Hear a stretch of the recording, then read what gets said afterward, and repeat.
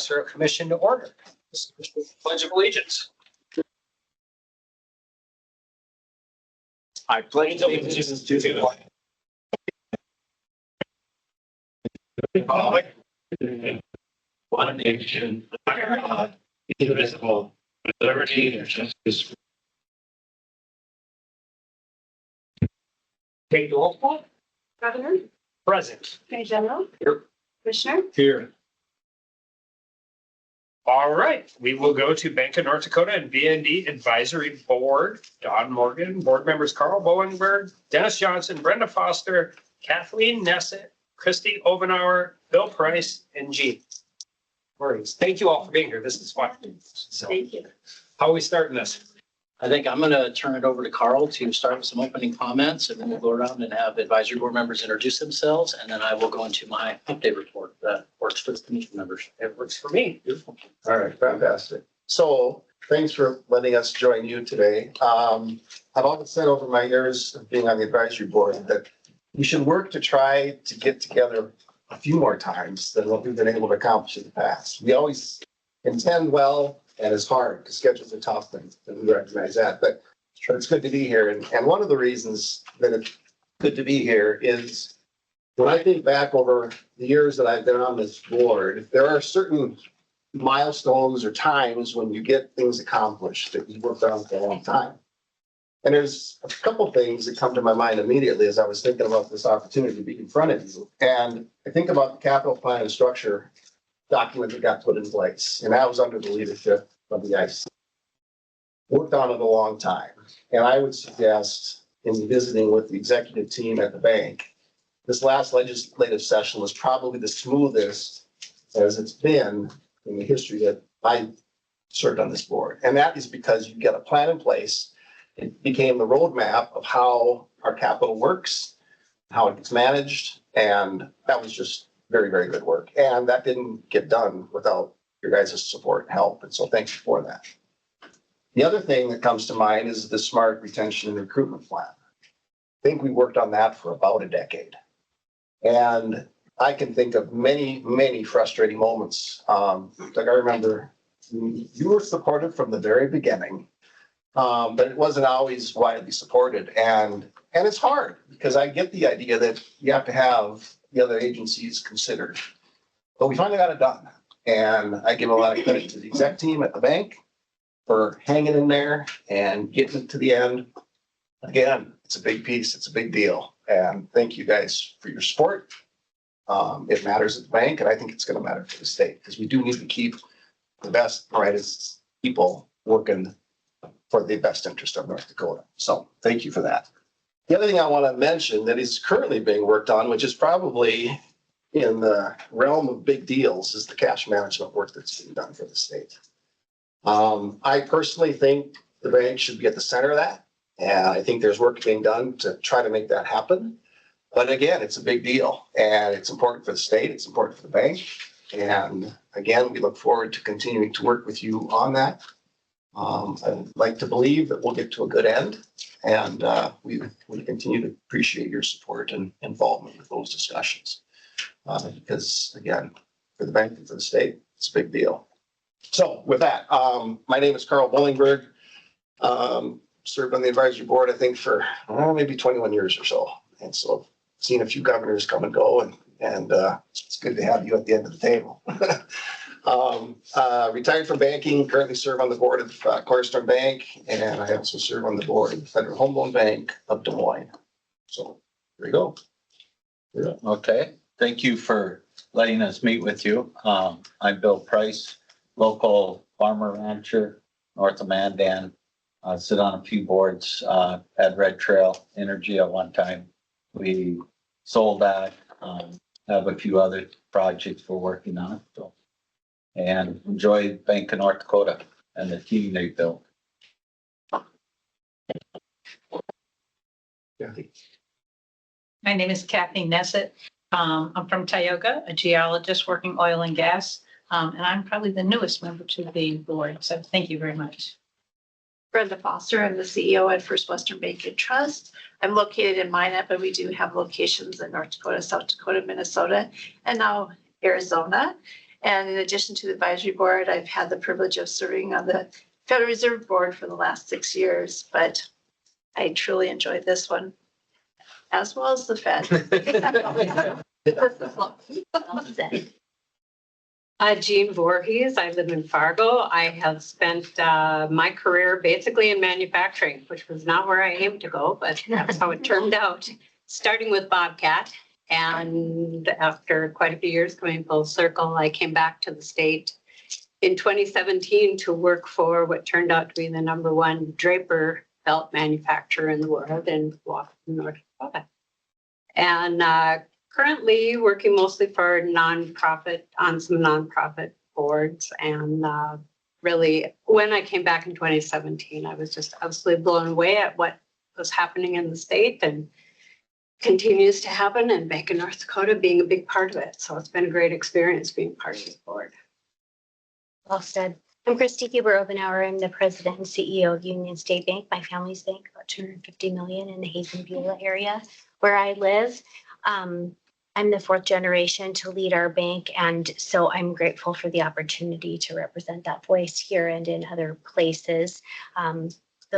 The partnership we have with BND is incredibly impactful and important to my communities and the industry, ag and energy, where we're at. I serve on a number of other boards, like everybody in this room does, but the one related to banking is the American Bankers Association Board of Directors, and have an opportunity to represent our state and our industry there too. So thank you for the opportunity to do this with you. We appreciate it, and to serve on the advisory board. I'm Dennis Johnson. I'm from Dickinson, CEO of TMI, a furniture manufacturing company. My other board is AMDU, which I've been on now for 24 years. They're all so humble. They're so well accomplished. They hardly even said much. I'm glad they finally want to engage in their communities. That's good. Well, I would say this, we should do this more often, and we can, lucky for me, I don't know how it was always done in the past, but I get to just some of that trajectory coming forward. And the reason is because, I mean, for a lot of the decisions we make and that we do dealing with this, I mean, when you leave it up to the politicians and the full-time staff, sometimes that doesn't mean we don't know where you're all at, but you guys are better advocates for a lot of this stuff than we would ever be in 1,000 years. And I can tell you, I know all of you and appreciate the fact that you're willing to do this, but also appreciate the fact that you're willing to tackle newer and sometimes unique and difficult things. And without your help, we wouldn't get where we are. So thankful you're all. Governor, don't be confused. It's for the money. That's why I ran for governor.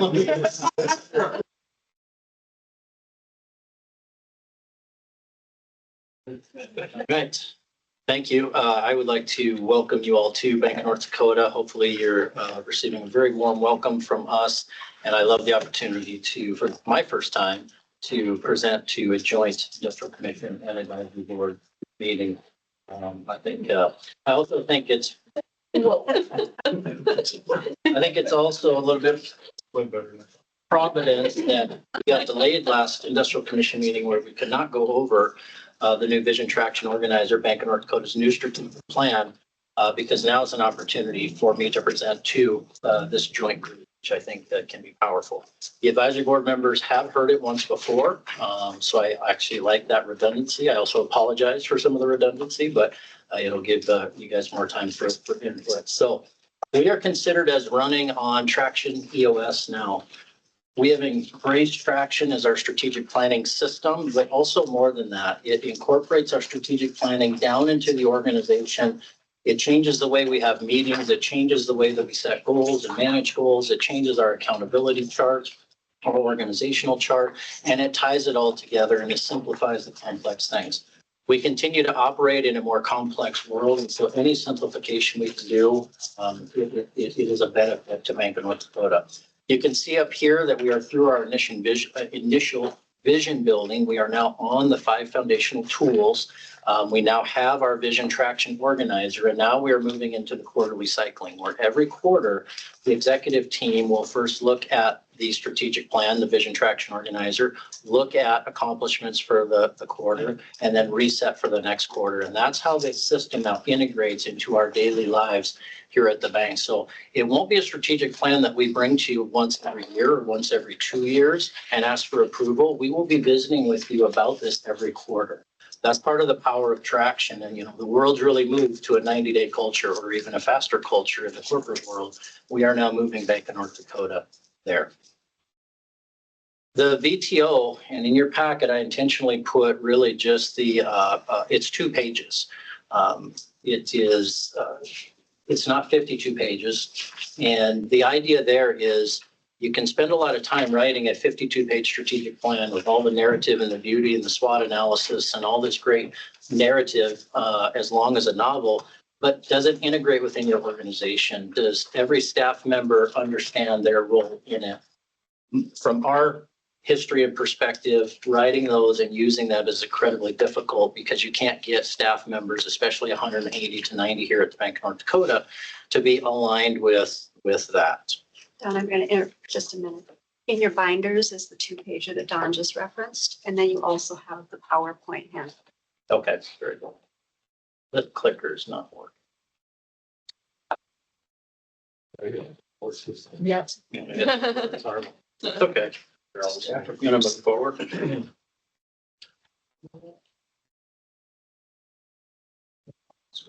Whoops. I'll back up. We'll get on the right track here. So this is it, the 2 pages. I'm not gonna make you read through it, but there's Getting enough attention. Doing better. There's power in simplicity. The PowerPoint presentation has nothing in it except what is on the 2-page vision traction organizer, but I'm going to break it out into sections for you. And it starts with our core values. Historically, we've had the core values that are perfect for their time. So we had under Eric Hartmeyer's leadership, under Todd Steinwand's leadership, under the prior CEOs and the prior executive teams. If you look back, you would say those were the appropriate core values for their time. When we look at Bank of North Dakota and where we sat today, the executive team and I said those were great core values, but we've got to evolve parts of Bank of North Dakota moving forward. Why? Because the world around us is evolving and changing, and we all feel that.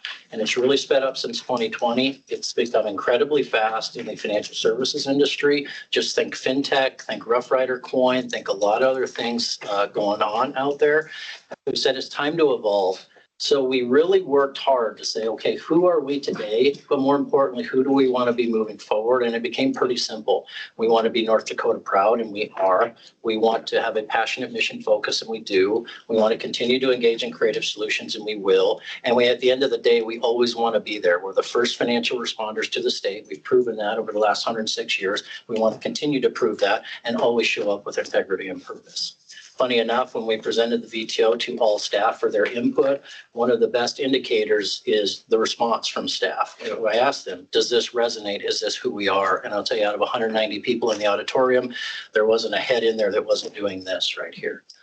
So I think we hit the sweet spot in terms of core values. So that is who we are and who we're going to continue to be, which is important because as I go through the VTO, we've got a lot of changes coming our way. And as we move into a change environment, it's important to become even more clear on who we are and how we're going to show up each and every day. So the how of it goes back first and foremost to our mission. Our mission has been set for 106 years simply to promote North Dakota ag, commerce, and industry. We looked hard at that mission. We asked ourselves, okay, this served us well for 106 years, but we didn't just readily accept it. We examined it, we looked at it, and we tested it against, will it serve the day through all the change and evolution we are going to go through over the next 10 years, the next 20 years, the next 106 years. And I'm happy to report the executive team came back and said that mission has served us so well, there's no reason to change it. What does need to change is how we fulfill on that mission or how we clarify and tell our story of how we're fulfilling on that mission. And this really stemmed from the cash management first idea that came about when I first took over as CEO back in August of 2024. I found myself clarifying with the legislative body, with industrial commission, with advisory board, with banks, with other stakeholders. No, we don't reach for return's sakes. We are not venture capitalists. We are not multipliers. We do not buy and sell those types of things. We are first and foremost risk managers. We don't spend $1 of appropriated money from the legislature, but what we do is we borrow all the deposits of the state. We borrow that average balance of that tax revenue. That's why our first and foremost duty, and it's a serious one, is to protect those deposits first and foremost. And that's the duty of any other bank or credit union out there. That first and foremost is to that protection of deposits. Right along with that then is being liquidity providers. We stay liquid. The biggest difference between us and the legacy fund is the legacy fund gets a higher return, but they don't stay liquid. I would argue they should not.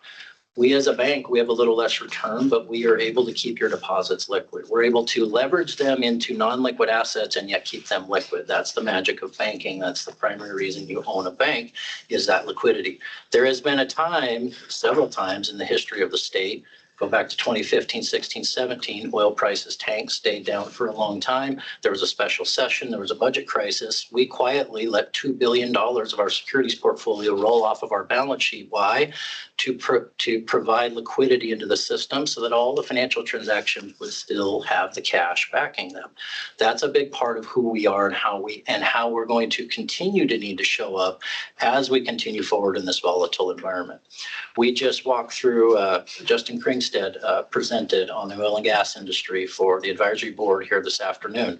And it supports what we've been thinking at the bank is when you look forward, you're looking at a mature play, you're looking at a natural gas issue, you're looking at stripper well issues.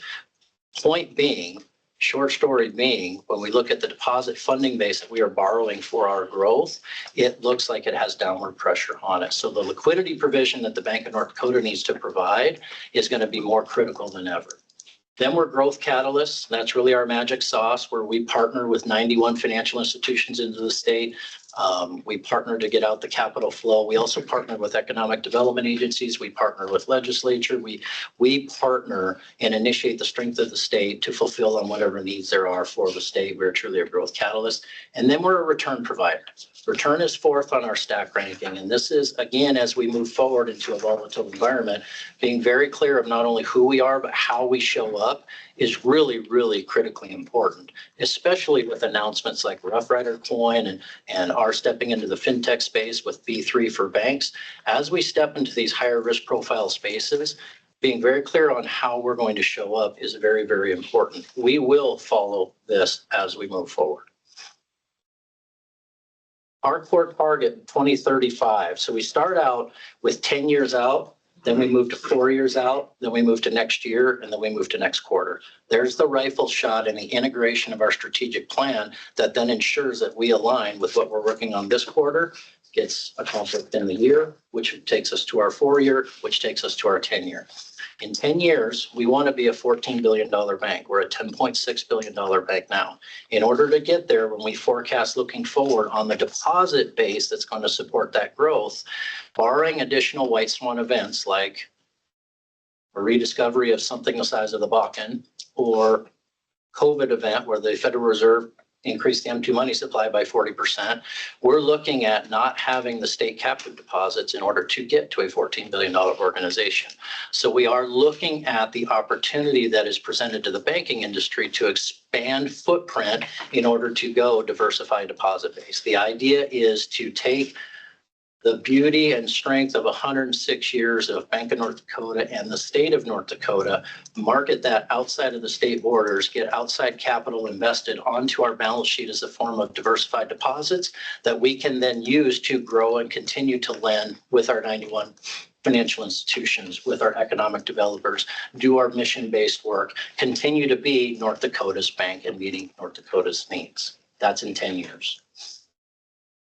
To get there, we've got to be very clear about who our target markets will be. On the left-hand side is really our core target markets today and the traditional target markets today. And number one has been and will be and will continue to be our financial institutions. We don't really get anything done in the state unless our 91 financial institutions work with with us. We don't get the disaster program stood up and run successfully.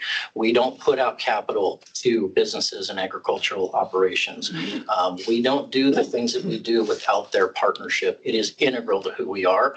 And what we're saying is they are going to stay the top most important market for us, regardless of what the future looks like. State agencies are right up there with financial institutions. As we hold those state captive deposits, we owe those state agencies a real customer experience, and we're moving things forward in that way in order to ensure an improved customer experience. We just went live today with Commercial Center, which is a significant enhancement to those state agencies. And then our other stakeholders, which is really the key states. So you're thinking large energy company executive teams, you're thinking our state stakeholders, this is our legislators, this is our executive branch partners, this is the Industrial Commission, and at large, the more general citizenry. Always incredibly important to us. On the right are a couple new target markets that we introduce now as the first step to getting to our 2035 core target of being able to grow to a $14 billion bank. And the first is digital bank. The idea of taking what is great in North Dakota to the nation to start to get those deposits on our balance sheet, again, that can be invested into North Dakota in our more traditional verticals. And right along with that is the potential for embedded banking partnerships in the fintech space. And I won't go into the complexity of that, but what we say there is picking the absolute right partner with operationally vanilla programs, great optics, and moderate risk profiles. Now, why do we say that? Because when we said how we're fulfilling on our mission, on the second slide that I showed, we're first and foremost risk managers. So here's where it starts to really tie together. As we go to those target markets, our three uniques, and they really kind of jump off the page and describe what Bank of North Dakota is we're first and foremost mission driven. There's a lot of mission-driven banks out there specific to their mission, but ours is North Dakota first. We're the only one that we know of our kind that is looking at the whole of the state of North Dakota, going, what can we do to help her with whatever she's facing? We've got the stable legacy of 106 years, and we're always those first responders in the state when needed. We think those set us apart and really show how unique the Bank of North Dakota is. And at the end of the day, and this we really get down to, okay, where is the magic sauce? Every company, a great company out there, has a magic sauce. They have a proven process. At the end of the day, this is their guarantee. This is how they win the day. Ours is we identify the issue and impact. Now, many companies can do that. That is not necessarily unique. We ideate solutions. We will brainstorm. And I've witnessed this. I could share 25, 30 examples here over my last year and a half of being the CEO of us doing this over and over and over again with some huge wins for the state. Where there's a need, we work backwards from it. We identify it. We ideate it. We pull all the partners in. But the real unique part of Bank of North Dakota is we can initiate the strength of the state. Now, that may take the form of a legislative program. It may take the form of a new disaster program. It may take the form of partnering with commerce. It takes many different forms working backwards from the need. But that's really where Bank of North Dakota wins the day. And that is what we're saying as we go to our target markets, as we move to our 10-year core target to get on that pathway. We're going to market what's unique, and we're going to continue this magic sauce process because it really works, and it's worked for 106 years. Now, if we're in 10 years, going to be $14 billion with $3 billion in out-of-state funding to help us grow, continue to be North Dakota's bank, meeting North Dakota's needs, fulfilling on our mission, showing up as risk managers, always put North Dakota first. What do we look like in 4 years? We've got 5 buckets, and the top right is strong banking. That is first for us, and that also lines up with how do we show up for our mission, which is being risk managers first and foremost. As we continue to move forward in more volatile times, and the times are volatile, since 2020, we in the banking industry have gone through record number of disaster programs, PPP, shutdowns, remote work, now the great crisis in agriculture, political polarization, We feel it in all of the industries that we lend credit to and capital flow to. We feel this increased volatility. We believe that's going to continue. It's more important than ever that we continue to engage in strong banking. Some of the things that we are working on within this strategic bucket is a balanced credit decisioning process that we've adjusted to, balanced liquidity management that we've adjusted to, balanced interest rate risk management that we've adjusted to. We also, and Carl mentioned this, our new capital policy supported by a holistic enterprise risk management model, which we have evolved and are bringing in a partner to help us evolve further. That holistic approach to risk, we've got to be better than ever at identifying and mitigating risk well ahead of time. And that's things that we're working on. We're also setting more moderate growth targets. We're not targeting double-digit growth here at the Bank of North Dakota. We're targeting the more single-digit growth. Why? Because we feel we want to engage in very strong banking. And we also, in the clarity of our mission, being risk managers, liquidity providers, growth catalysts, and return providers, it behooves us, as we look at our deposit base relatively being flat until we get some of that outside funding rolling in, we don't want to double-digit grow into that and put on a bunch of risk on our balance sheet. So this all ties together. Right with that are strong relationships. And things we're working on in here, one is governance framework. Again, the work to support the Industrial Commission and the Advisory Board as our independent board, that mimicking of a private company governance framework is critically important, especially as we move forward into some new strategies. And we're working on things there, getting very clear about our target markets. And we've also done some restructuring of our organizational chart to support, one being our communications and marketing area is moving into a new public affairs division of the bank. So there's things really moving under each of these strategies, just a few of them. Talent management. The best companies today have moved away from human resources and staffing, and they've moved to full holistic talent management, which is the full integration from hiring to onboarding to training to leadership development to career pathing to succession planning. That is a systemic network that all integrates with one another. The SMART plan is one step towards that. Other things we're moving on is starting to understand how we're going to integrate AI, and we're also working on integrating the great things we have in place around things like onboarding, development, and succession. FinTech's a big one. We just had our Banking Beyond Boundaries conference where we rolled out Bank of North Dakota standing up in this space as a leader for our 91 financial institutions to be a leader in FinTech. We announced the B3 group, which is a recurring spring and fall education connection partnership series with 91 financial institutions in the state of North Dakota. And we also rolled out Rough Rider Coin. At the end of the day, mission is our final strategic bucket. And that is essentially the culmination of fulfilling on all the other four, then culminates into we want the enhanced ability to fulfill on our mission and everything that means, whether it's helping North Dakota kids all the way through college, whether it's continuing with these creative solutions on value-add manufacturing, with pipelines, with data centers, with all of the above, housing, daycare, all of the above. We want an enhanced ability to continue to be there, hence this strategic plan. So question, when you say integrating AI, like, do you mean internally within the processes of the bank, recognizing how other companies are in, like, I mean, there's risk, there's benefit, but like when we say integrating, do we talk about it as an investment option, as like how the bank's core functions are going to change? Like, what do you mean by integrating AI? I think to be developed further, but on the surface, first step is to, okay, how is AI really going to change our workflows in that? And then what's the risk profile change? What's the data security and governance? What's the effect on staffing and processes and all of that? Much more to dive into there, but that would be our first kind of step.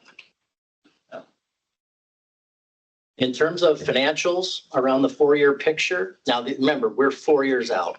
We're 10 years out saying 14 billion.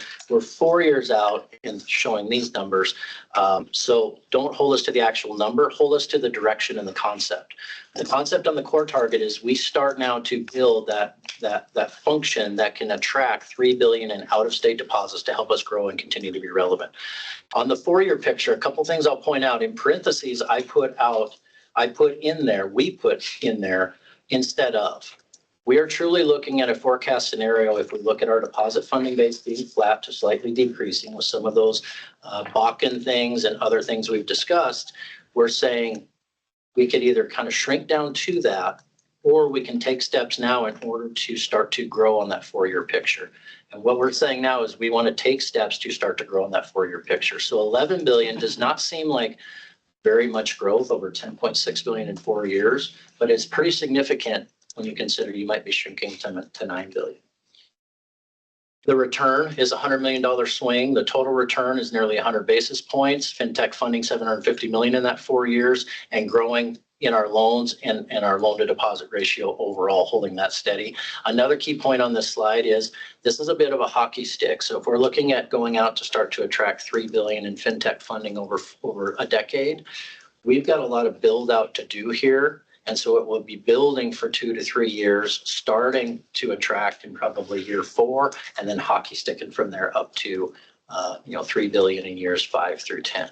What we're not saying is this is all coming tomorrow. What we are saying is we're laying out our long-term plan. We're looking for feedback on that from our board, and then we want to continue to work to build out on this long-term plan. Finally, our annual goals, they will be built in 2026 or in 2025 for 2026. This was simply timing where we're at the end of the year when we finally got on our 5 foundational tools. But what is important is our company rocks, which we will be sharing with you moving forward every quarter. Now, again, the idea is every one of these rocks will tie to moving towards annual goal completion, 4-year picture completion, core target 10-year completion. So in parentheses, I tied these to that pathway. That is what I have. And I would end with,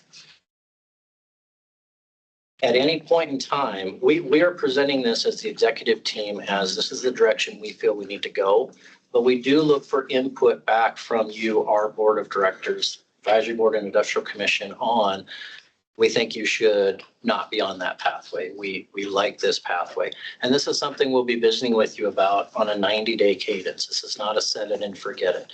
This is not a, we're going to start looking at out-of-state digital deposits now, and then we won't talk about that for another year or 2 years. We'll be bringing to you every 90 days. So you will have opportunity.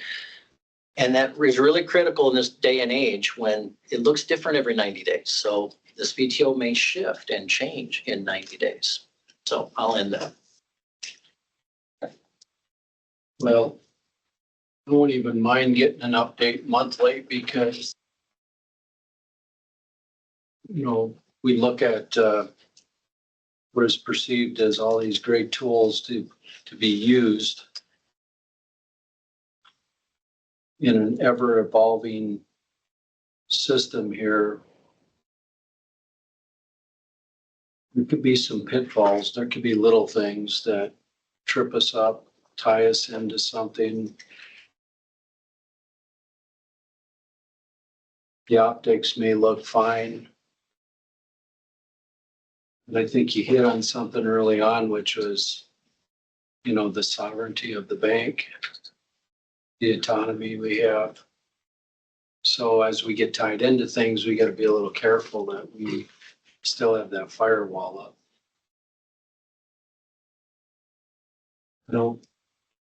Our mission could always be front and center, but we could get derailed and I don't know what it is. There's just little things that I'm still trying to find a comfort level with, start talking about stable coins.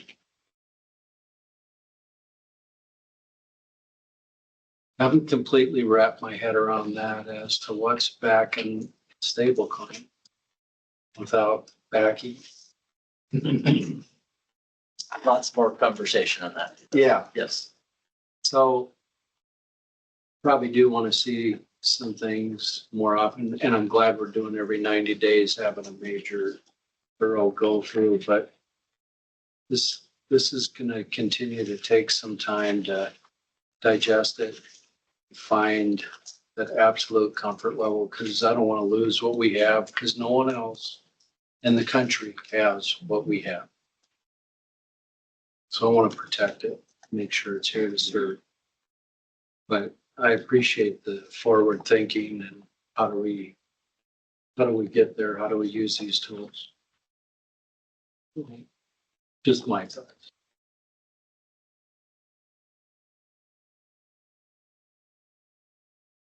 I understand stable coin completely, and if you want me to explain it to you, I can. How come we don't, he's been reading up on it. There are days that I think I do, and then I go back.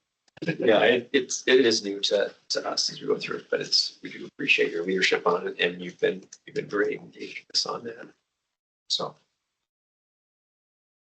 I face the question a lot here with the announcement around Rough Rider and others from all the media I've been doing is, you know, what are the risk profiles here? Yeah, the risk profiles are different, but I would ask, what's the larger risk? If payment space is moving to these payment rails outside of banking and the consumers, the human beings who, you know, continue to want this, so they're driving it. And if banking isn't there, is it a bigger risk to sit back and do nothing as the banking industry and risk what that means? Or is it better to get involved now, thoughtfully, carefully, diligently, slowly, in order to maintain that long-term relevancy? That's the big strategic question for banking right now. And that's a big one we're wrestling with. And I think what we're saying is we're coming down on the first one. We'd rather move and step forward in diligent, thoughtful ways to maintain not only our relevancy, but the relevancy of our community banking and credit union industry as this world continues to change with things like stable coin, but also more things with embedded banking, the larger merger occurring between banking and fintechs with things like neo-digital banks, all these things that are evolving, they're all related to where does the consumer want to transact? And they want to transact here and they want it faster and more frictionless and with more integration and at less cost. And to get there, banking needs to get in the game. And that's really why we are stepping up with things like B3 and Rough Rider and others. It's specifically for banking. You guys all understand fintech exceptionally well, I'm assuming. So it's interesting, Doug, your comment, because in the advisory board level, we talk about this a lot. We've got some people actually in the banking space. What's nice is to have people outside of the banking space because that's another perspective. One of the things that I keep thinking that runs through my head is you try to get your head around stablecoin and crypto and fintech, and is that Today program when Brian Dumble was on there with Jane Pauley, I think, he said, well, what's this internet thing? Because no one at the time had any clue what the internet was and what the internet was going to become.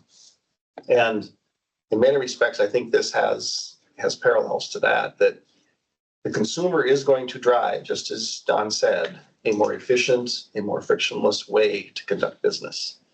And as hard as banks might want to resist it and say, God, we don't understand it. There seems like there's risk. We could lose deposits.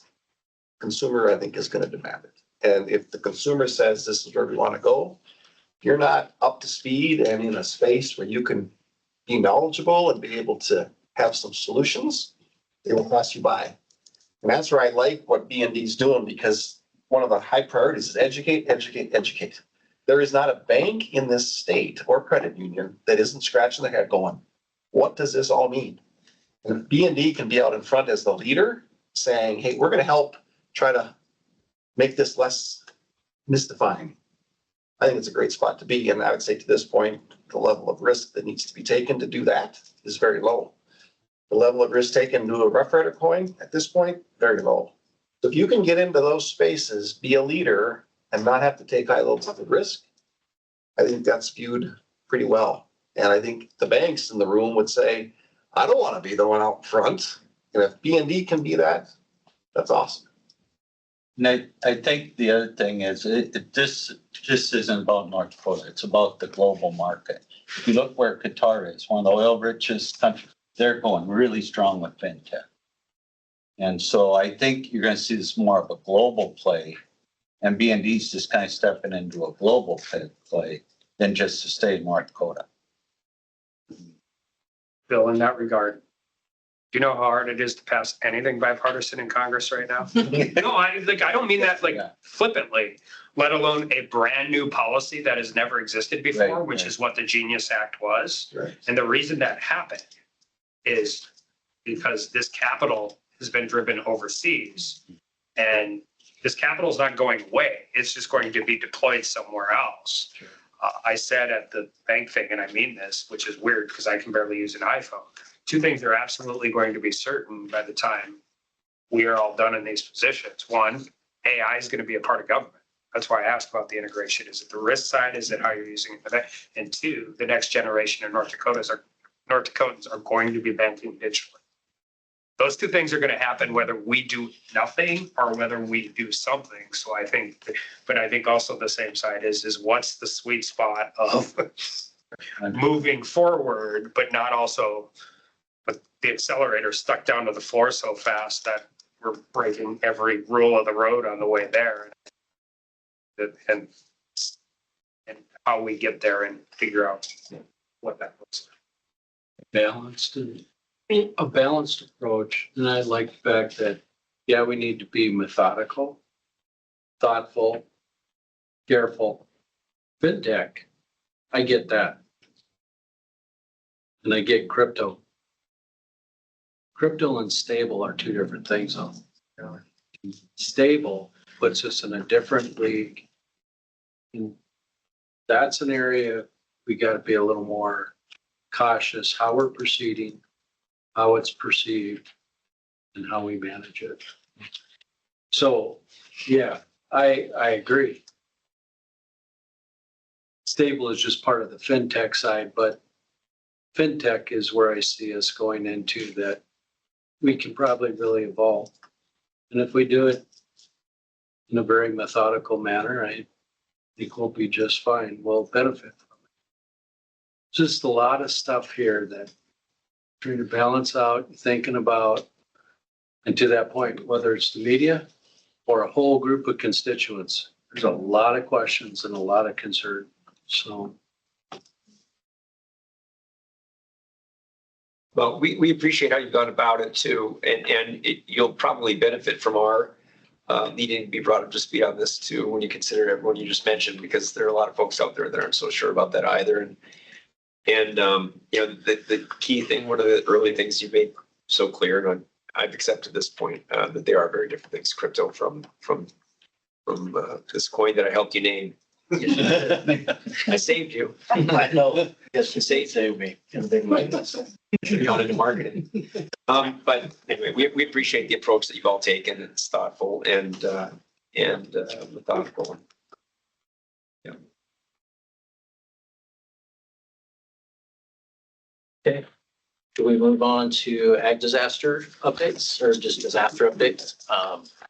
So remember, beginning of year, we did the 2024, what we call it, consider kind of the smaller ag disaster program that does about 90 million in order to bring some relief on a smaller basis to ag operations that were feeling stress. We did not include refis in that. Fast forward to today, we are in the planning stages of, and we've started to socialize this with banking groups and a lot of our key banks and others. With the stress coming for agriculture in North Dakota, we think we're going to have to open up a full refi program. And we're looking at that being probably more sizable than what we've dealt with in our past. Now we're looking at a balance sheet that's strong enough to withstand it. But we're also in the ideation phase of acknowledging there could potentially be a special legislative session and working with some legislators on, would the legislature like to play a part in this as well? I'm not trying to get ahead of them in any way, shape, or form, but we are having those conversations as we build this program. And we're looking to reach out and bring in a lot of the grain associations. And we're just in that feedback stage, but we're looking at a very sizable ag disaster program. Given what's going on with interest rates still high, soybean market, low commodity prices, high input costs from the compounded inflation, we're hearing from our banks that agriculture producers are under a lot of stress. In the middle, we had the 2 storm programs for about 24 million. Those are really tapering off and ending. So we think we've met that need. That ended up being about 24 million with a nice widespread sampling across the state where those storms, affected operations. And the furloughed federal employee program that we approved and rolled out recently, we're up to 77 applications for about 480,000. And we're actually fairly thankful for the slower rollout. And it is starting to speed up and ramp up, but we are very thankful for that as it allowed us to work through some kinks and some nuances that anytime we do a brand new program, that we like to work through. So, and again, really want to thank our North Dakota banks and credit unions. Again, without them, we don't this done. And they've been just fantastic helping us roll out in all various programs. How do you, and I'm assuming these guys know better than me because I wasn't here the last time. So how do you deal, and maybe this is as much a question for Doug as it is for you. How do you deal with the fact that we know the federal government is talking about a year-end, some kind of year-end disaster program? We're going to think 13 to 17 billion, but we also know that they're still shut down. Like, and you got to stand a program up for the beginning of 2026, and you don't yet know what that looks like yet. Like, I mean, right? We're trying not to duplicate anything the federal government does. I mean, and are you just basing it on what you've seen them do before compared to what you've done before? I think it Because you can't wait. Right. I mean, you have to start having those. It comes back to, and this is kind of the power again of 91 financial institutions, knowing our customers so well and the underwrite of their balance sheets. We know their debt structures, we know their operating models, we know their margins, both historically and projected. We know all these things because we've worked with them for decades sometimes. When we look at all of that on a macro level, what we see is really no matter the amount of money the federal government throws their way, they're still going to have a very difficult year in 2026. And so, and additionally, our program, remember, is refining of existing debt. So that is just a benefit anyway. So that's how we get comfortable with that. And we kind of look at anything the federal government does as really gravy for these operations to help, but we're still going to be needed. Yeah. Yeah, there's unfortunately even what the feds may throw at agriculture. And this is just a way, but and we're gonna have a little less than 20%, I think are really gonna be hurting. We're gonna have banks that are gonna have to make some really hard decisions. And especially if we start to look at what they can refinance, that's gonna be, it's gonna be tough. Well, Some guys are stretching too much. Well, they put the soybeans on their balance sheet if you have no market or cost. What's the value? And what's the value of it? It's worth nothing if it's sitting in your bin and you can't move it. At least they store really well. Yeah. For a little while. I think the problem with some of these, and we might be better off than some other states, but if you have a larger corn bean portfolio, I mean, those guys have so there are limits within FSA. You're gonna cap those, you're gonna hit them, and yet you might have a $400,000 loss and you only get 125,000. You got a big shortfall and you may not have a whole lot of equity to stand the rest of it up. But yeah, our banks know exactly what their portfolios look like, and we heard this last spring, we already had issues, so what's gonna happen this year? Good news is there's still enough propping up of agricultural land values that allows for these restructures to happen. If the legs would fall out under that, then we're looking at a much different situation in agriculture in North Dakota. That's true. Good news is ag land values are propped up by some pretty diversified sources, not just agriculture and consolidation, but also out of state dollars buying it. And I know that's contentious, but it's a reality that is holding land values up where we can restructure for them into their equity and give them time to recover. So there's definitely risk profiles here that we need to be aware of. Who's doing most of that? The out of state, are they expats? They left the state, they're buying back in, or where's the money coming from? Yeah. I think a lot of different, some of it's buying just hunting land, some of it's Right. expats, some of it's, Why is everybody looking at me? land value is just a good investment and then cash renting it. So we see a mix of all of those things. Fergie, did I cover them all? Yeah, because our land is Mix. relatively cheap compared to a lot of the ag land across the nation. So that's a good investment. They're buying their slice of heaven. Yeah. They show up here and came up here for one reason or another, and all of a sudden they're like, land sales for that. And, I can, so, my buddies and I could come up pheasant hunt and the rest of the year I can cash rent it. Why not? Why wouldn't you do some don't do that though. Some just kick the cows that? out, tell the tractors you aren't able to come on here, and they have their slice of heaven in Pennsylvania, Ohio, Michigan, Illinois, Wisconsin, Minnesota, Iowa.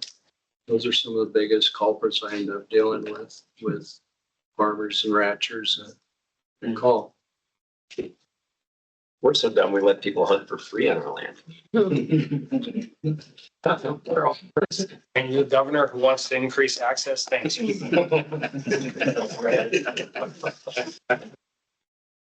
Okay, that's what I have unless there's other B and D or advisory board business.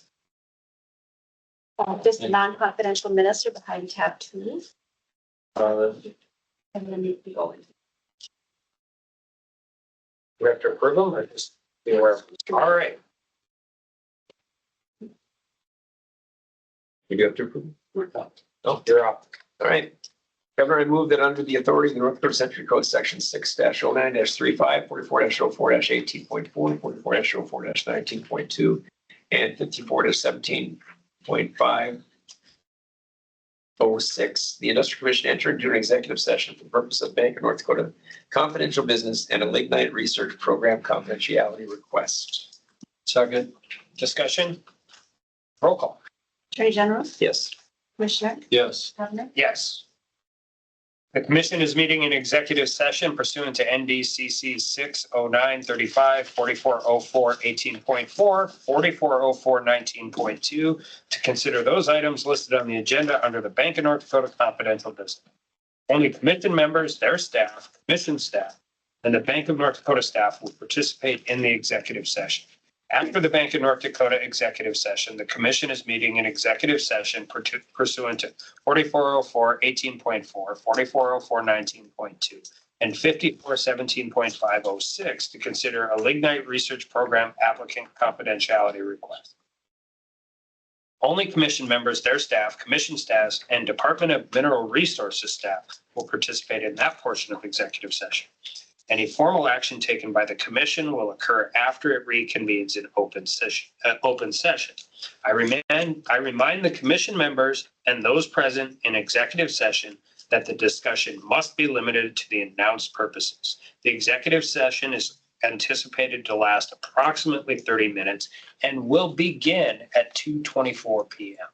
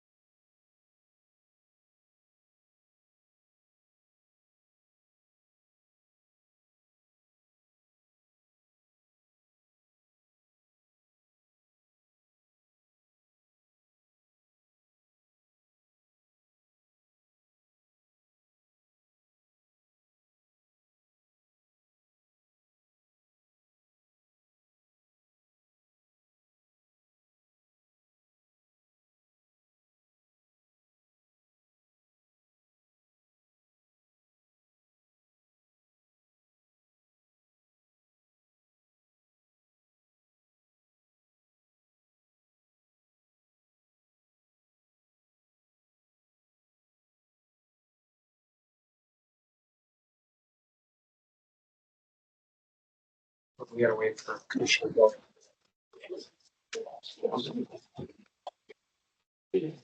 That's gotta leave that yourself.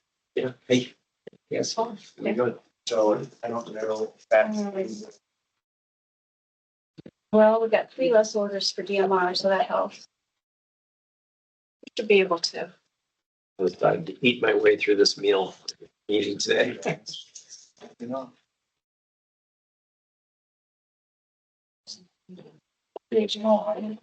for the long story on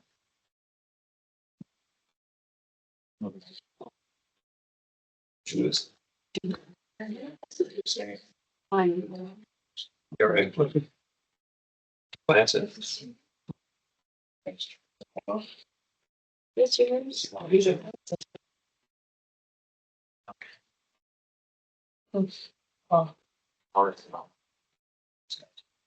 Done. Change that. Yeah. Big group. I'm telling you. Yeah.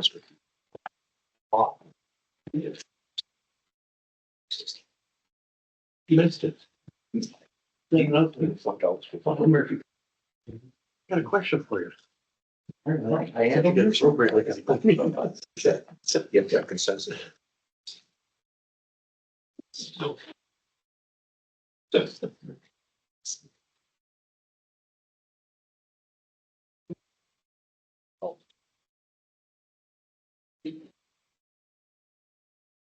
All right, the executive session ended at about 2:55 PM, and we are now convening after a short recess in open session at 3:02 PM. During the Bank of North Dakota executive session, confidential bank business was discussed, but no action was taken. During the Lignite Research Program executive session, a confidentiality request was discussed. What are your wishes, Commission? I move to deny the confidentiality request as submitted and approve a confidentiality treatment of the information identified by the department or by the Geological Survey staff of the Department of Mineral Resources, which does identify pages 7 through 9 in the attached application. Second. Discussion. Roll call. Commissioner, Yes. Attorney General, Yes. Governor, Yes. we at the end.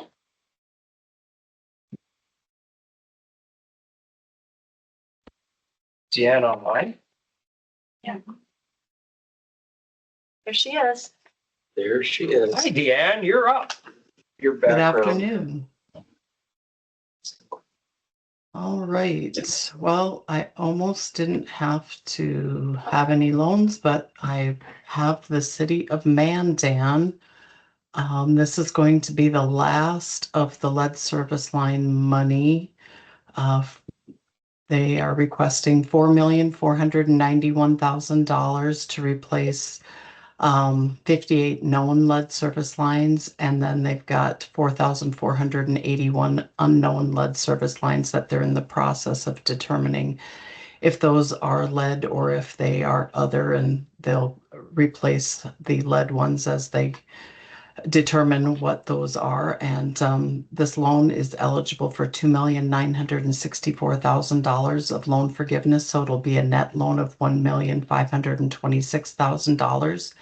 They will, they've requested a 20-year loan term, so the average annual payment will be just about $76,000, and they will repay this with their water and sewer user fees. And they have great operating coverage. They've also requested additional drinking water loans over the course of this year, but have raised their rates and will continue to meet our 110% coverage requirement. And based on that information, the advisory committee recommended approval of this loan. So moved. Second. Discussion. Roll call. Commissioner, Yes. Attorney General, Yes. Governor, Yes.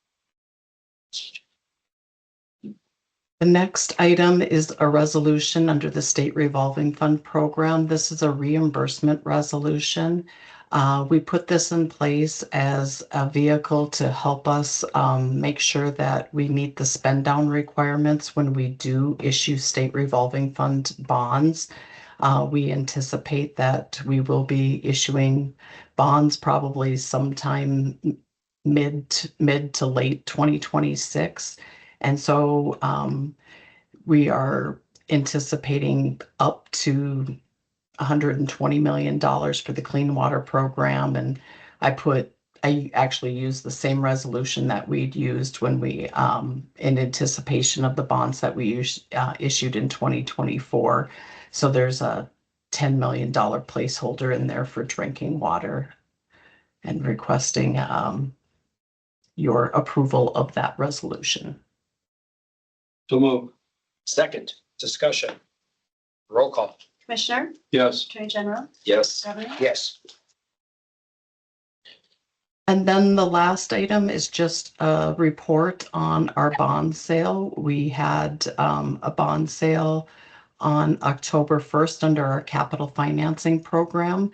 A majority of it was to refund our 2015B and 2015C capital financing program bonds. And then there was $1.4 million of new money for a loan to the city of Burlington that hadn't met the SRF requirements for their project. And it was the first day of the federal government shutdown, and it turned out to be a very well-received bond sale. There were 11 bidders, which is the most that we've had on a CFP bond sale in a while. The bids, there was only a 7 basis point spread between the high bidder and the low bidder. The low bidder's true interest cost was 3.67%. The spread to the B-Val on the AAA was really tight. That is on the second page of that memo if you're interested in seeing based on the various coupons over the 20-year life of the bond issue. And then the underwriting spread was only $3.11, which is again a really good underwriting spread. I looked back on some of our other bond issues and for the capital financing program, and they've been in the $7 and even as high as $9. So we were really pleased with how this bond sale had gone on October 1st. And if you got any questions, I can attempt to answer them, but wanted to just report on the success of that bond sale.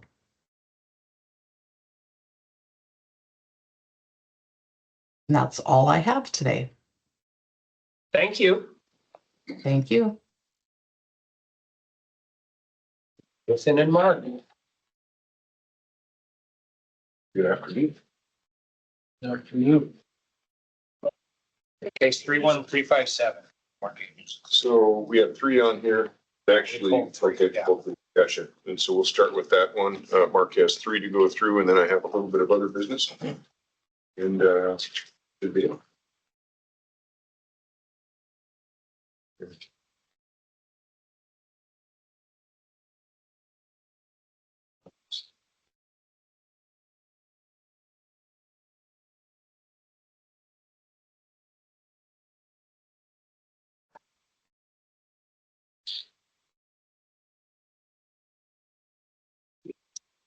Okay.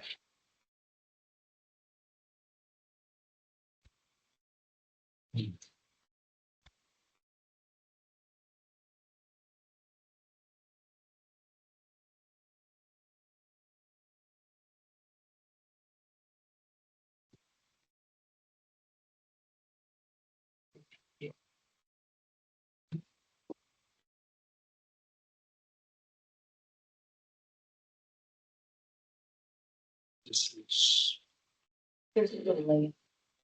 yeah, same. Yeah, there was a delay last first time I tried to use it. Didn't work, just took it. You want to just run it? Sure. One of the top 5. Awesome. Oh, I'm sorry. Open the Top slide. There you Oh, maybe that's why you couldn't do it. Okay, this first case, case 31357, is an application by Spotted Hawk to establish a space unit consisting of sections 16, 15, 16, 17, 18, 19, and 20, and the north half of section 21. As you can see, all these lands are under Lake Skakawea. It's a very difficult place to drill. And if you look at the northwest corner, section 18, you'll see a pad. That's the pad that's been built before wells be drilled from. It's gone through, I believe, it's at least the 9th time we've had a spacing application before us for some or all of these lands. So then if you go on to, Next one, this one. yeah, you can see those lands. It's off our map, off the, our web server, but the sections 16, 17, 18, 19, 20, and the north half of 21 are currently 35, 20 acre spacing unit. And then to the east, sections 13, 14, and 15, that's currently a laydown 1920 acre spacing unit. And sections 13 and 14 are currently laydown 640. There's actually 3 640s in there, one well in each. And if you recall, back in July, I signed an order affirming a previous decision of the commission that was for rehearing for that 3,520 acre space unit the tribe had requested.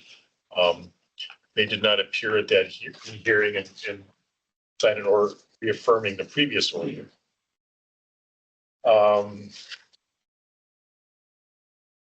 Of note, which this will come up later again, but the 3 wells in 13 and 14, 1280 wells off to the east, those 3 wells have produced roughly 1.1 million barrels of oil already. And then the laydown 1920 was to drill through 13, 14 and into 15. And we'll talk about that here in a minute. So if you look at the next slide, you can see that that is the ownership. That the working interest? Yeah, that's the working interest ownership map. You can see of the proposed spacing unit, Spotted has roughly 88% of that under lease.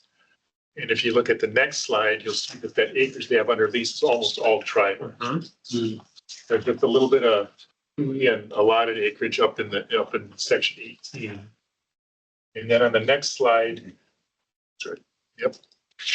On the next slide, you'll see that's of note there is that section 15, which is under there's 2 competing plans for that section, is 100% owned by Spotted Hawk. Mark, she's got it up now. See if it works on that one.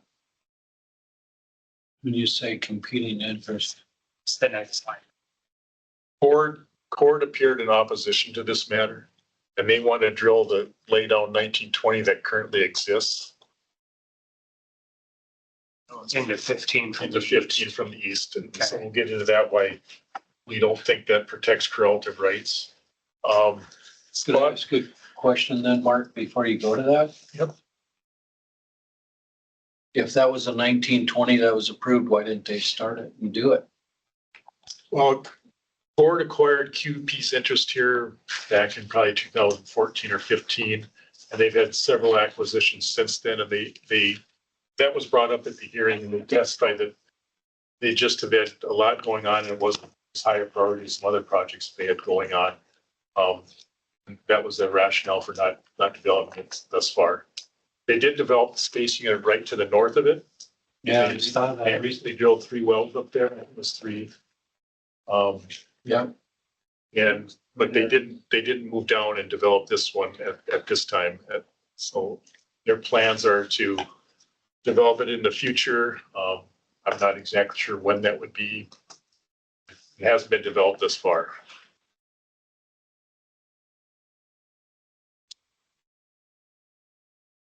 In Spotted Hawks, this is their development plan. They're going to drill 8 horizontal wells. The top wells are, as you can see, are roughly 4 miles long, and they get shorter as you go south. But of course, you have longer tangents to the south, and then making that turn to go east. They modeled this after the torpedo pad location that Slawson drilled several years ago, I think in 2017. And this is essentially the same development plan, just flipped 90 degrees. So we believe their plan is executable.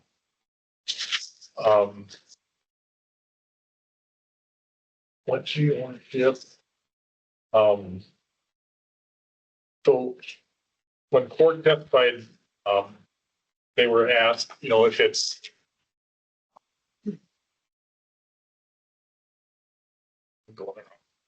anyway, this slide's good enough. You know, if you drill these 3 wells across 13 and 14 and 15, how does that protect all the rights of the ones in 15? Because when you drill these 3 wells, section 15 is probably going to contribute most of the production. It's Virgin Reservoir. The other one has already produced 1.1 million barrels of oil. And their response is they will alter their completions to make sure all 3 sections contribute equally.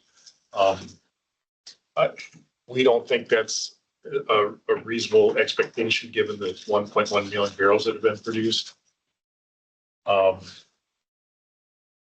So allowing section 15 to be drilled with those other sections, as I said, it's going to attribute significantly more than 33% of the production, but it's only going to get allocated 33%. Therefore, that doesn't protect their correlative rights.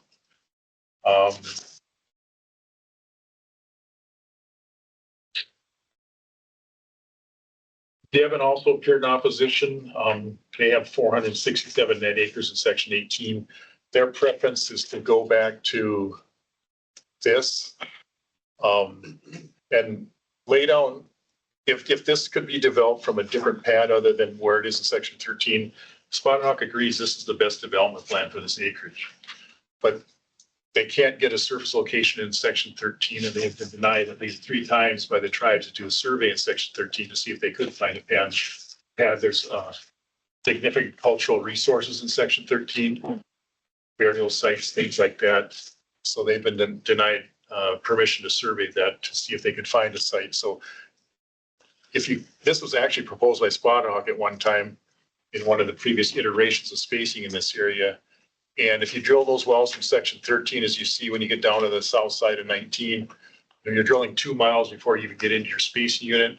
It presents significant artificial lift challenges to drill a deviated wellbore that far. Later in life, you're going to have all kinds of issues when you're trying to rod pump these wells, and likely would reduce the reserves that can be produced from those lands. 3 affiliate tribes also filed in rejection of this application, pointing out it has majority of the mineral estate, and it believes that the application would slow development and result in stranded minerals. They argued that drilling 1 well in this lease could tie up a significant amount of acreage by drilling just 1 well. Spotted Hawk countered that argument with that these lands here are part of an overall 37,000 acre lease with 5 project blocks. And each one of those project blocks has a well in it that hold production. So these lands are already held by production. There's no further wells that need to be drilled or anything further that Spotted Hawk have to do to hold these lands. They are currently held by production.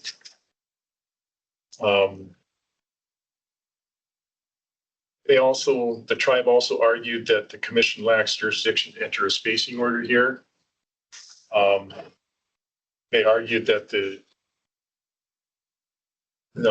relationship between Spotted Hawk and the 3 affiliate tribes is controlled by an Indian Mineral Development Act lease.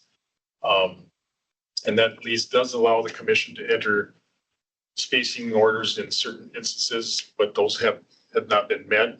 Upon further examination of that section of the lease that they were referring to deals with unitization in the secondary recovery sense. It does not deal with spacing.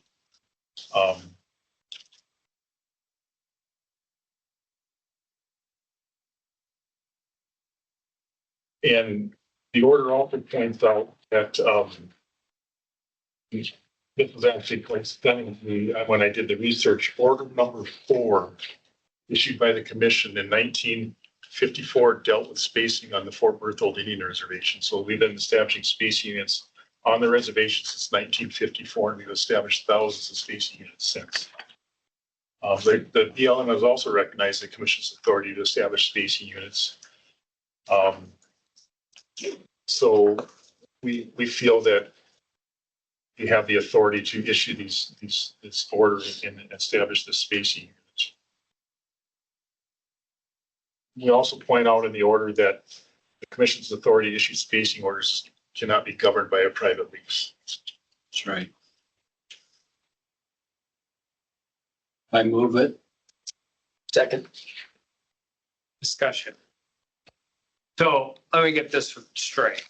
And I don't know about the other one that doesn't protect relative rights coming from the east. They can't get a surface location in 13, so they're not. Yeah. Or the coming from the east that Corden Devon objected with on correlative rights. This is just a question. Can they drill that now?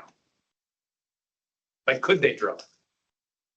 Because I have a feeling they're not drilling these wells in 18 anytime soon either. Yeah, I mean, Spotted testified, of course, if you recall, to be clear, we heard this case in November of 2024. Okay. Then we had the rehearing. I wasn't here yet. Yeah, then we had the rehearing. So that took time for that process to work through. Once that rehearing was over with, then we went back and made our decision in this case. So at that time, Spotted Hawk that they could drill them in 2025. Obviously, that timeframe has been altered now. I think either party could go out there and drill these now, but I don't know what their plans are. What is the lease up on 15? That I don't know. That's not in the record. Okay.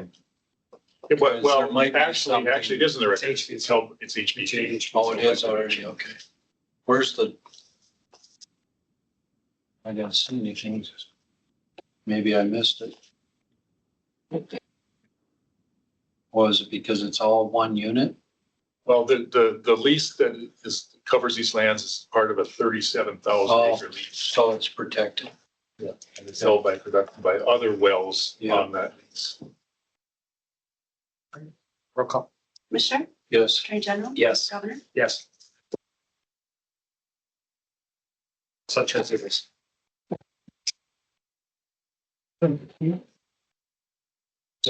Now we're on D on your guys' agenda. That's right. We want to be CPI. I don't know if Drew or Doug know, we pulled in. So we go 3 instead of 6. Okay. And by we, Well. well, somebody at From DMR. the team effort. All right. So this one is case number 31477. Correct. 31477 is an application by CTI Well Service to assume operatorship of 3 wells that the commission has confiscated. There's the Placid 21D, the Placid 22D, and the Sheep Creek Storm 1-1D. These 3 wells were confiscated by the commission on November 26, 2024. And that confiscated transferred title of the equipment to the commission. North Range did not participate in the hearing, and CTI wants to take these wells and put them back on production.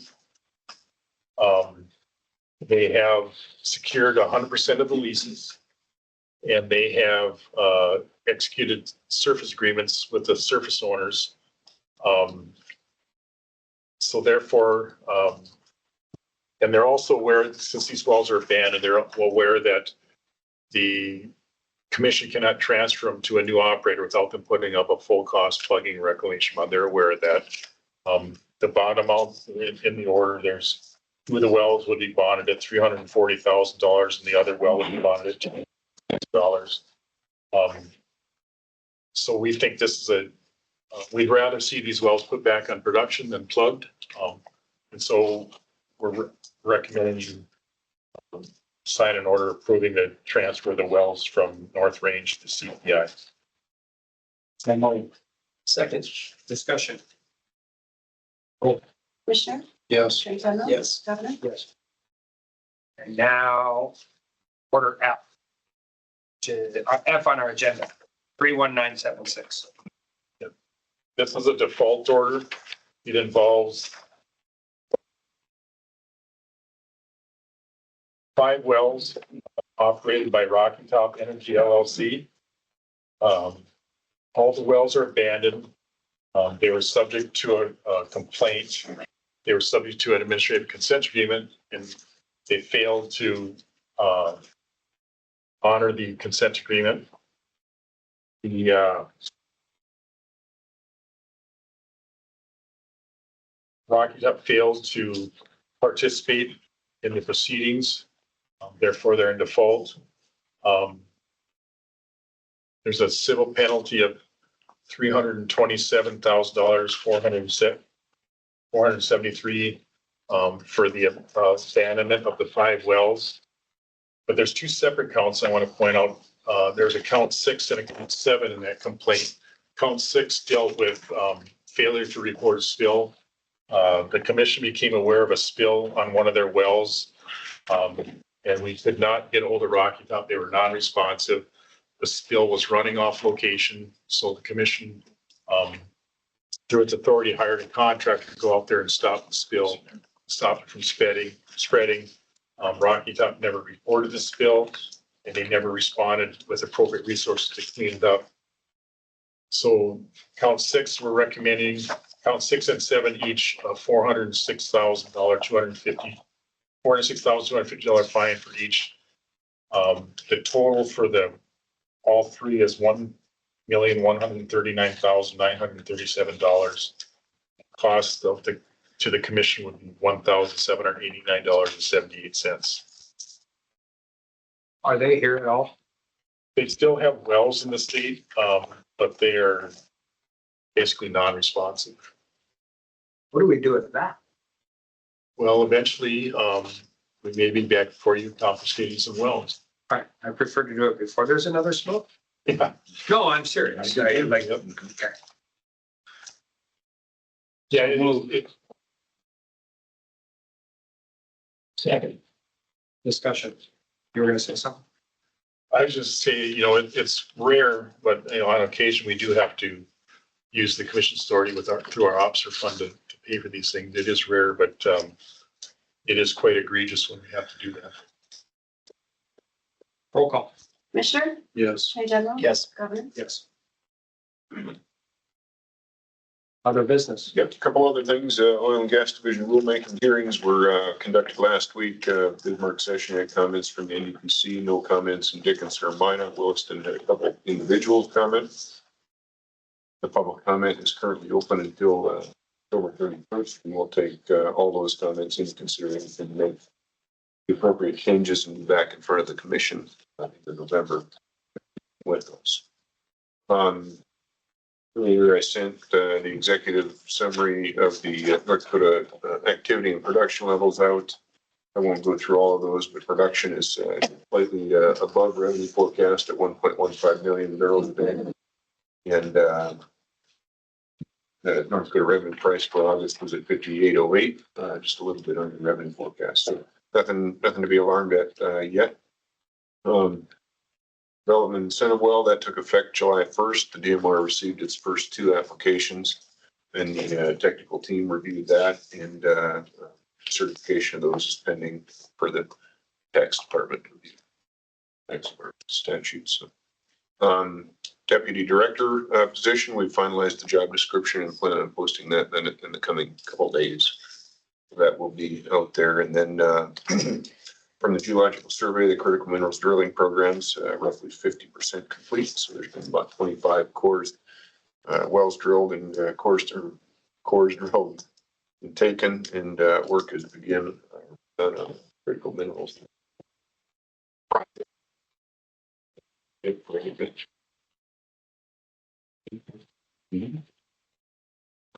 Thanks, guys. Yep. Look at waiting a little around for. Stick around with one of the box. Great. Your piece. Brent Brannon and Jordan.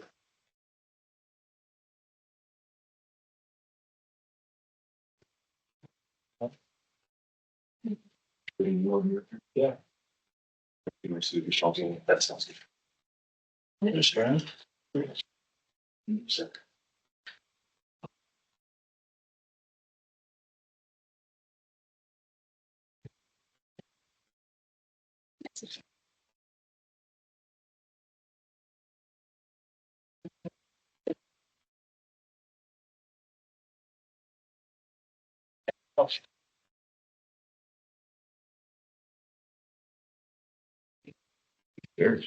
Nice.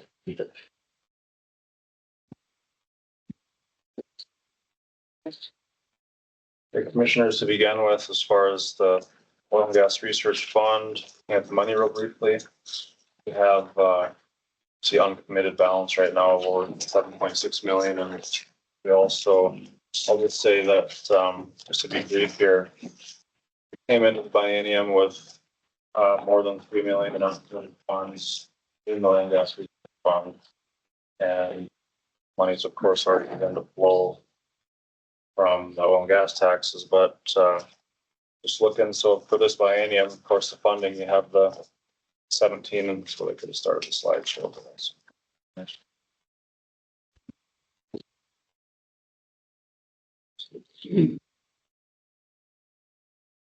So the 17.5 million that we'll get for the biennium gap there, and that's coming in at more than $1 million a month. So with 16 months from this biennium, we'll have that funding. 1.5 million one-time appropriation from the legislature specific to enhanced oil recovery projects. So total biennium funding of 42.5 million, plus we came in with more than 3 million. And we also need to remember certain administrative expenses and funding for the pipeline authority, things of that nature. And so you could say that the total funding available is probably just under 45 million for the biennium. And so with that, we had a very lively grant round. And I'll let Brent explain the rest. Sure. So as Jordan mentioned, Senate Bill 2014 legislation allocated 25 million towards enhanced oil recovery projects, and industry did not disappoint. We had at our last Oil and Gas Research Council 6 proposals that were in front of the Oil and Gas Research Council. The first that I'll be presenting was submitted by Port Energy, which is a large-scale hydrocarbon gas injection EOR pilot for future CO2 and EOR in the Bakken. This is in McKenzie County, and went through technical review. 1 recommended funding, 2 funding to be considered. The recommendation I had was in the amount of 3.3 million, which is the total project cost is just over $38 million over 2 years. There were no conflicts of interest. There was a council motion to fund in the amount of just under 13.3 million, which is 5% of the original request. And in addition, and you'll see this motion throughout, that with a contingency of 100% of the total amount being funded, contingent upon some third-party funding through the U.S. Department of Energy. Why don't you, maybe before you go through each individual one, talk about how you guys got to where you got on all the projects? Because this is the same for all of them. It is, yeah. So maybe a discussion about why you guys came up with, and you don't have to do it for each one. That sounds good. And we have Ron here and Nathan who are at the meeting, and then Charlie with the ERC is also here. And I think really what we take a look at this in terms of large scale projects and wanting them all to move forward, and that with our current biennium budget, we had the ability to fund them less than 5%. And I think what the council was trying to do is, and help correct me if I'm wrong or speak some additional color, but was in the event that we have additional funding that comes in from the U.S. Department of Energy, 100% is what the council said. Contingent on this funding, we'd like to fund them in 100%. That being said, we don't have that right now, and we are spending outside of our current biennium budget. And so to replenish some of the funds that we had to use from our Oil and Gas Research Council budget over that 25 million would replenish that fund for future projects. whether they be EOR projects or additional projects that we're reviewing down the road. And I can say we did have 14 oil and gas research applications submitted this grant round. And so looking ahead, for the next couple of years, it would allow us to have some additional funding for future projects. So I don't know if there's anything else that folks in the room would like to add. But that's kind of the general synopsis of what the council motion was and to be carried over through these 6 projects. Brent, I think just the industry match was what, 57 million? It's about 30 million per full scale deal. Yeah, total project costs over $110 million total. So we're talking over 50% match for each of these projects. So it's that type of public-private partnership that, so many comments I can say is, that led to that motion was, this is what this program was designed to do. To allow the state to leverage those funds with the Department of Energy, federal dollars, industry dollars, and then to have an operating companies that are, on the ground in North Dakota with real pilot projects, and obviously to be working with the EERC in Grand Forks on the lab testing and the reporting and making sure that this information gets out to the public. They've been a good partner, and they have a project we'll be talking about just in a minute here too. So as we go through 1 through 6, you're going to recommend funding all 6 of these at 95%. With the exception of one. Yes, Okay. Yes, with the exception of one with that being the Bakken optimization program. Yeah. Thank you. Maybe I'll just add that the focus of all of the dollars was specific to large scale EOR projects. I believe the 25 million was had to be large scale EOR projects. So the state has had roughly 25 smaller scale EOR projects to date, all of which have worked EOR up and running. And what's really needed is substantially larger projects to prove the feasibility long term. I think EOR hasn't totally taken off in the state yet because they're very, very, very high cost projects, and I think those dollars are high risk at this time. So the projects that Brent's going to show you, I believe, help de-risk those dollars for operators in the state. So I'll be here if there's any other questions. And the alternative would have been either drastically underfund or not fund one of the 6, right? Correct, or not fund one at all. And so there was this idea that we have, a certain bucket of money, right around 42.5 million, something like that. I think it's the 25 plus the 17.5 that gets allocated over time, of which I think there's 7.5 right now available. So there's 32.5 million available right now. By the end of the biennium, it would be 42.5. See the number at the end, and that is if no additional funding comes from the DOE. We have indication that there's going to be potential funding coming from the DOE, which will help fund these all at 100% and potentially increase the size of each of them. So we have these projects that are, roughly 3 to 4 times the size of any other project that has been done in the state thus far. And if DOE funding comes in after the government goes back to work, you can potentially supersize those. Thank you. Yep.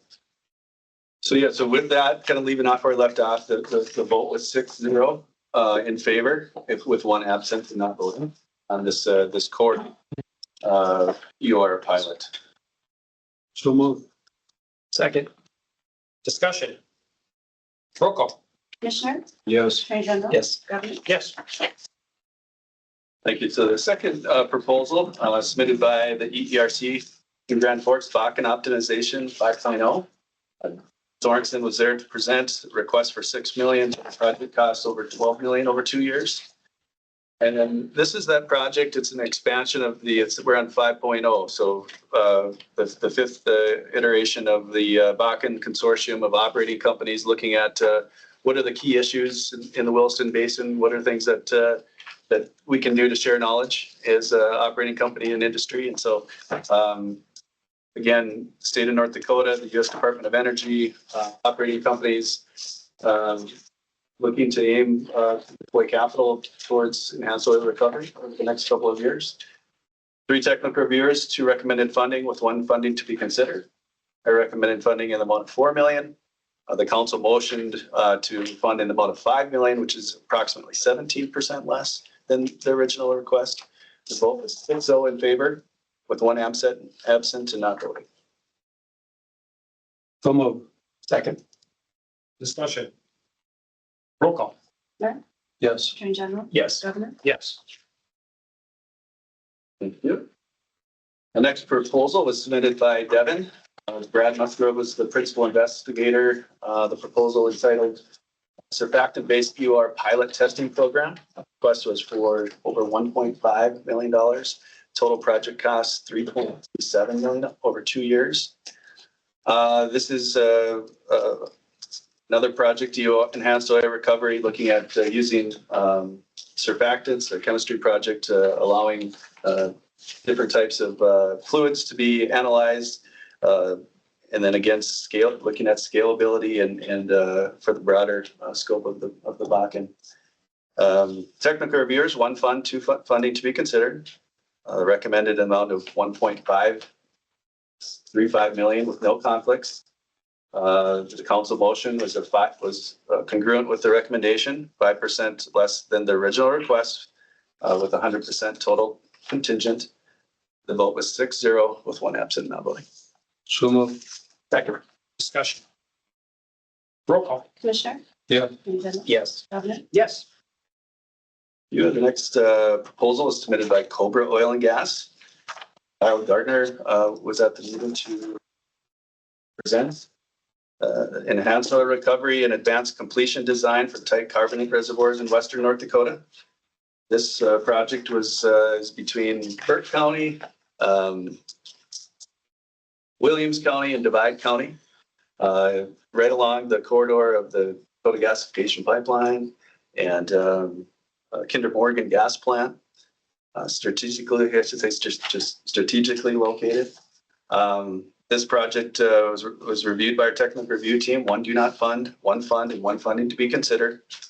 The recommendation was in the amount of $4 million. The council motion was to fund in the amount of 5% less, which is equivalent to $4.75 million. The vote was 6-0 with 1 absent and not voting. So move. Second. Discussion. I would just add that this is the one project that is not Bakken focused. So this is, I believe it's. I'm aware. What's that? I'm aware. There you go. Don't tell anyone. We have traditional wells in North Dakota. Well, I think it's a good project. I think when 97% of the state's production comes from the Bakken, it's important to try to continue to fund these as well. And EOR projects have typically been done in conventional reservoirs and successful in conventional reservoirs. So when I look at the dollars at risk here, I would say they're relatively low. Generally, pretty good success in conventional reservoirs in EOR. So this is the one non-Bakken project out of all 6. Roll call. Commissioner, Yes. Attorney General, Yes. Governor, Yes. Okay, the last 2 were submitted by Continental Resources. And so the first was in Dunn County. The request was for close to $9 million with the total project cost just under $27 million over 42 months. The technical review team recommended 2 fund and 1 funding to be considered. The council motion was for 5% less. The vote was 6-0 with 1 absent and not voting. So move. Second. Discussion. Roll call. Commissioner, Yes. Attorney General, Yes. Governor, Yes. And then the second application is, like I mentioned, Continental Resources. It's using different fluid, longer distance between laterals. And so again, just a project that they're able to, and if you look at, maybe backing it up with all of these different proposals, when you start to look at all of the different types of EOR projects and starting them all at once. I know, again, some of the comments made by the council was, the ability to start all of these projects at the same time and then analyze them a couple years later with different completion techniques and added advantages. some positive comments at the council meeting. So with that, the request was for close to $10 million with the project cost just under 30 million. Duration between 2 to 4 years, dependent upon potential expansion. And the result that it's favorable for enhanced oil recovery. Technical reviewers recommended 1 fund and 2 funding to be considered. And the council motion was congruent with the rest of them at 5% less. And the vote was 6-0 with 1 absent and not voting.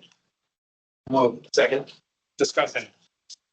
Roll call. Commissioner? Yes. Kenny Gunn? Yes. Governor? Yes. I would have a comment on all of these in general. This is what the legislature deployed the money to do. It's really, I think, exciting that we had this many projects. Being the most mature shale play isn't always the most exciting thing in the world when you start struggling at where your barrels of production are. But we have a real opportunity, and what we figure out here, they're going to use all over the country. Our friends at the Department of Energy know that as well. So I think we have a real opportunity to do some really cool things here that once again, on the Permian, the Eagle Ford, Powder River, and all across the country are going to benefit from this. And not the least of which is if we figure out how to get another 10 or 15% of that oil out of that rock. That's a pretty big deal for the entire state of North Dakota. So thanks to the legislature for stepping up. Thank you guys for going through this. Thanks to industry for stepping up. They're covering a bunch of this as well. And I think sometimes as we go longer and longer and get complacent with this, we forget none of this is proved up. And they're putting capital dollars at risk to try new stuff. So it makes it easier for them to do that when they know that they have a government in North Dakota that wants to bear in some of that risk and figure it out. What's the report back, that timeframe look like? And how does that work? Sure. How do we get apprised of how smart we were to vote for all these? Yeah, well, I know, That's the important part, Cal. we've asked those applicants to be at the North Dakota Petroleum Council, the annual events to report those. Within the contract, we have quarterly reports that are submitted, and then whether it be with the Bakken Optimization Program, quarterly reports, and then that final report at the very end would be submitted and presented to industry. On our website, also available via ERC. If it's not burdensome, I think it'd be useful to, I mean, we can go look for those resources too, obviously, everything you just said, but it'd be useful to have those provided to us at some point too, just in our materials here. I will tell you, if something works really well, we'll know. You won't be able to wipe the smile off Charlie's face. Well, I just want to make sure. No, that would be beneficial though to us over time. The way that we voted on.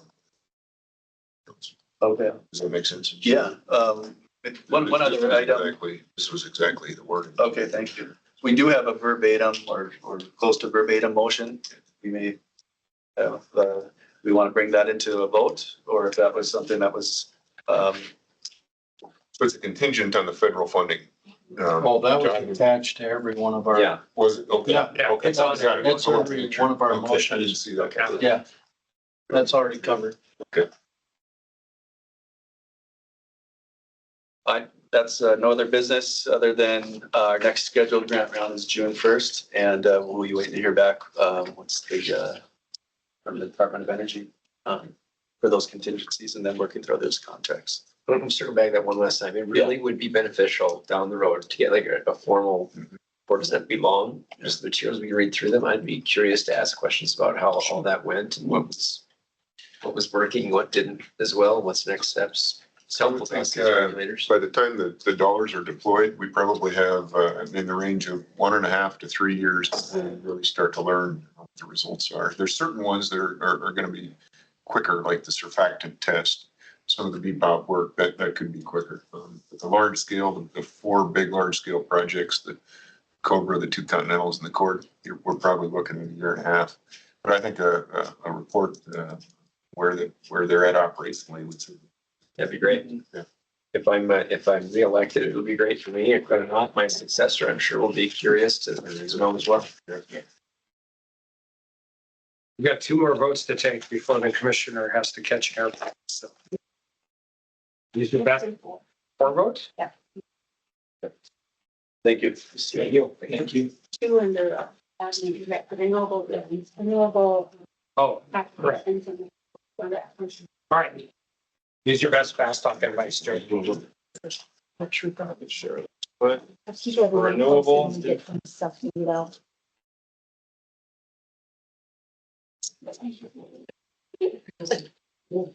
so renewable energy program had a grant round. Yep.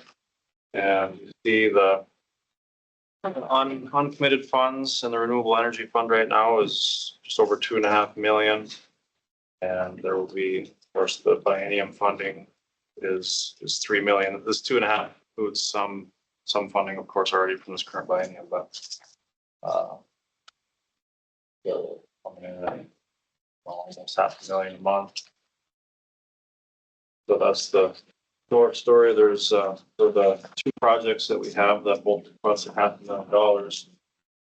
You have plenty of funding looking ahead for this. As far as the types of applications that this program receives, you have sufficient funding there. As far as the two projects go, first, the R56A, unlocking lithium carbonate and produced water for battery grade lithium chloride. Now this one received an overall score from technical reviewers of 165 out of 250. Two of them suggested funding. One suggested no funding, not to fund. Now, interesting thing is that one technical reviewer on both of these both projects suggested not to fund based on they didn't believe that it met projects met the goals or purposes of the Renewable Energy Council. Now the council disagreed with that and approved both of these, but I would just say that based on the type of industry, the new material, the way in which this both of these projects can help produce lithium in a more environmentally sound way than say strip mining, and the types of projects, types of products that are produced, and all the different types of batteries for different types of purposes that council certainly felt that it met. Not the least of which is storage, which is the biggest hindrance to intermittent power. Okay. I think I agree with the council, so. Yeah. Yep. So for the first one, 56A, it was a 4-0 vote. The applicant, Wellspring Hydro, Matt Hurst, who's here as the primary contact. That one is, do you want to do them separately again? Any questions on this one? So move. Second. Discussion? Roll call. Commissioner Yes. Shane Yes. Governor. Yes. Thank you. So 56B, applicant was University of North Dakota, Dr. Howe, and also Dr. Fang, I forget his last name, from Packet Digital, was present as well. Their director of cell battery manufacturing division, I think. This project is about continuing to the development of cathode materials in their lithium batteries, next generation lithium ion batteries for drone applications, to establish a battery materials qualification and testing lab. This project received a 184 score on average out of 250, and with the recommendation to fund, and this one had a 3-1 vote from the council to fund. And some of the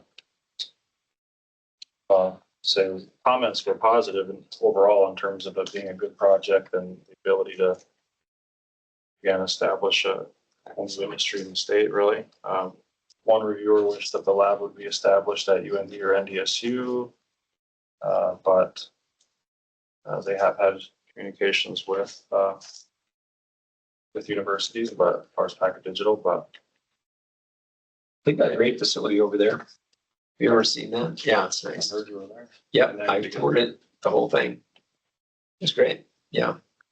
It's not far from NDSU. They've got a good track record too. So move. Second. Discussion. Roll call. Commissioner, Yes. Attorney General, Yes. Governor. Yes. Thank you.